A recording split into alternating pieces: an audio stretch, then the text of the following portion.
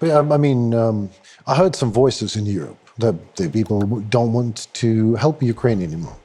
And not much of these voices heard, but there are these voices. Maybe we should give them the information about tortures. We should show them what Russians really do, because I know you have these cases. Do you have these cases confirmed of tortures? I'm not sure about the children, but for adults, definitely. Unfortunately, we do have this information, and as you said, that during our visits, advocacy visits to other states, we are trying to share the information, and we are trying to spread these witness testimonies from the first source, because world should know what is, like, every single day, what is doing Russia in temporary occupied territory. Regarding numbers, so even according to official sources, recently our organization, ZMINA Human Rights Center, we did an official request to several prosecutors' office of several regions that were temporarily occupied by Russia regarding numbers. So only in Kyiv region, because prosecutors of Kyiv region returned to us first, only in the particular region, they registered 1,100 and something cases of torture. So it's only for one region, and we do have 9 regions that were temporarily occupied by Russians. So we could just multiply this this amount, and we do collect information regarding tortures.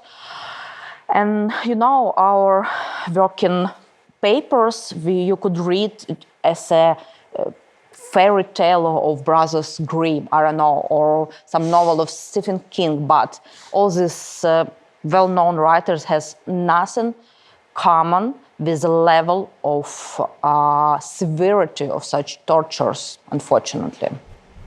Why? Why they hate so much Ukrainians? As we discussed, when we are trying to build our state, our independence, our political forces, they learned only how to kill, how to torture, how to use this brutal force against civilians. So they were very good in creating this. Right. Yeah. You already answered that question. But my question is, why they hate Ukrainians is maybe, let me assume, that they hate that spirit of freedom. Because Ukrainians want to live, they want to live the way they want, the Ukrainian way. Yeah, I do agree, because, for example, there is very common picture from Kyiv region, but I've heard from our survivors from Kherson region as well, because the main question that occupiers asked our civilians, who allowed you to live this way? For Ukrainians, we don't need to allow... That's our choice. Yeah, because we work hard to buy these houses, to make these repairs, like everything. All Ukrainians has, a lot of working hours, for sure, that is why.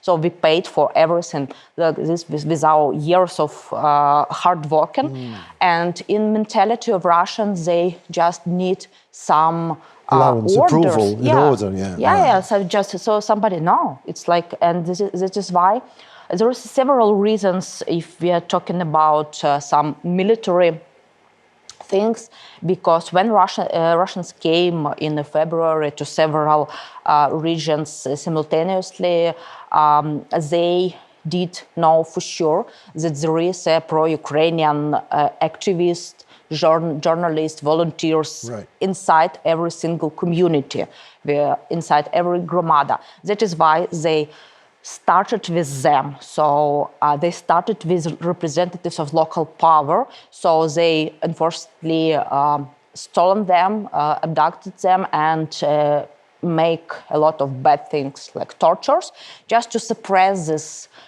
resilience from Ukrainians. They thought that, if you remove 1 or 2 persons from authority, they thought that Ukrainians, without, strong hand, they could not resilient. They did know not much about Ukraine, to be honest. Obviously.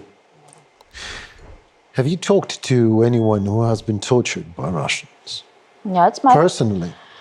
It's my day-by-day work to talk to these people, to collect information and to make this information legible and to pass this to international bodies as a proof of Russian policy in Exactly. Ukraine. This is what I meant. It needs to be proven. It needs to be documented.